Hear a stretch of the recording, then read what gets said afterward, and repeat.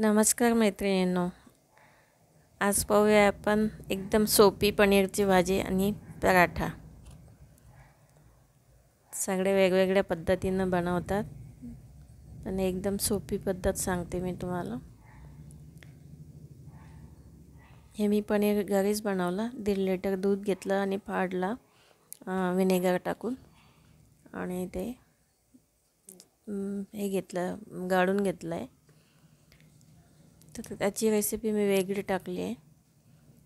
आता मी मसाला बनवून घेऊया. आधी 2 कांदे घेतले, 1 टोमॅटो घेतला.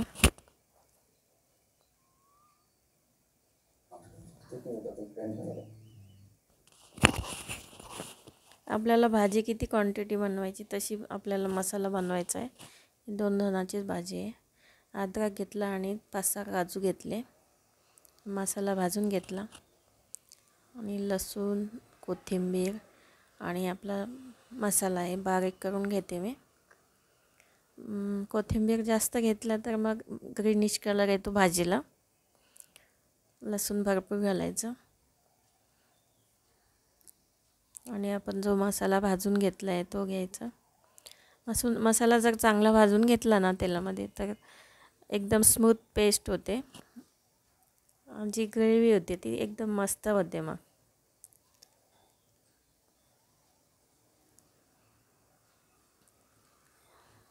हे बघा, असा मसाला दळून घेतला आहे मी.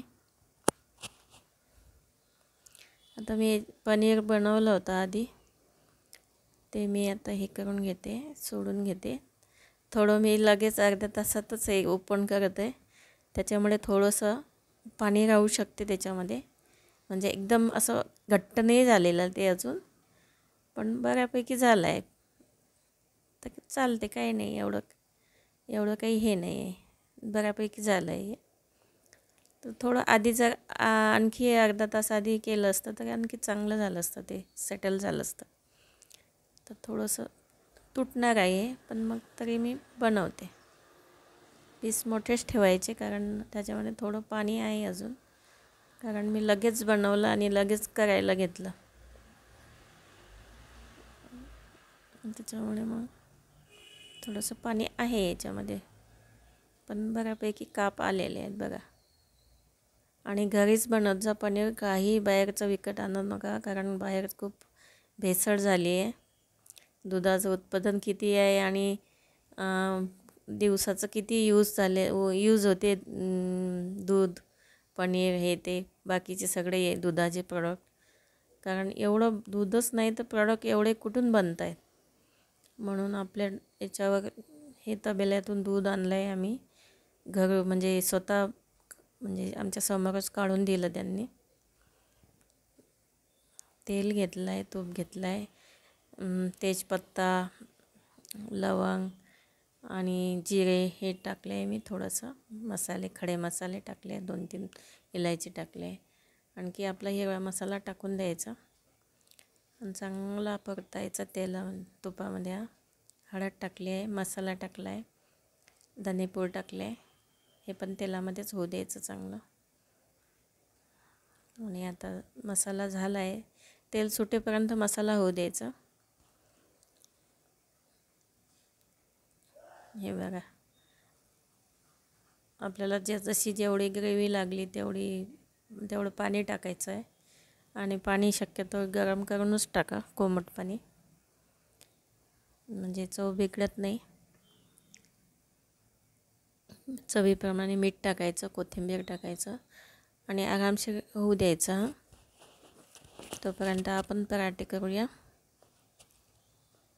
तर याच्यामध्ये पनीर खूप म्हणजे हेल्दी राहते, त्याच्यामध्ये भरपूर विटॅमिन्स राहतात.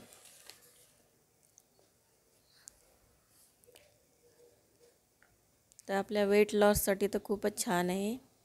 प्रोटीन पण खूप असते, कॅल्शियम, फॉस्फरस, आणि डायबिटीससाठी पण म्हणजे हे करते, उपयोग येते. ओमेगा 3 असते, ओमेगा 3 फॅटी ॲसिड. स्किनसाठी पण छान आहे आणि आपल्या केसांसाठी पण चांगलं असते पनीर. तर आठवड्यातून एकदा तरी खाल्लं पाहिजे. हेल्दी राहते आणि एनर्जी फूड पण आहे. आणि जे पाणी राहते ना खालचं, ते पाणी फेकायचं नाही, त्या पाणी पण पिऊन घ्यायचं किंवा मग यूज करायचं कशामध्ये, भाजीमध्ये किंवा मग आणखी कशामध्ये, पीठ मळताना असं आपण यूज करू शकतो. त्याच्यामध्ये पण protein, lactose, vitamin B12, calcium, phosphorus, magnesium, potassium, zinc असे सगळे घटक राहतात त्याच्यामध्ये पण. म्हणून ते दोन्ही पण यूज करायचे आहेत आपल्याला. हे बघा अशी मस्त भाजी झाली आहे. तर तुम्ही जर नवीन असाल MS किचनवर तर नक्की सबस्क्राईब करा, लाईक करा आणि असेच नवीन नवीन व्हिडिओ पाहण्यासाठी बेल आयकॉनला क्लिक करा. मस्त तूप लावून घ्यायचं खालून वरून आणि मस्त शेकून घ्यायचे चांगले. बाहेरचं विकत खाण्यापेक्षा आपल्या घरीच बनवायचं आणि खायचं. हॉटेलवाले माहीत नाही काय मागे काय टाकतात, कसे करतात, सगळे जेंट्स लोक राहतात. त्यासाठी आपल्या घरी केलेलं आपल्या हातचं कधीही चांगलं. आणि स्वस्त पण म्हणजे पडते. हॉटेलमध्ये जाणार तर 1,500-2,000 हजार दोघांचे लागतातच.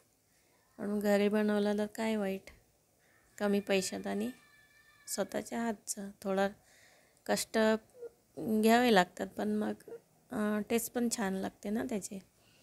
तर चला लाईक करा, सबस्क्राईब करा. थँक्यू.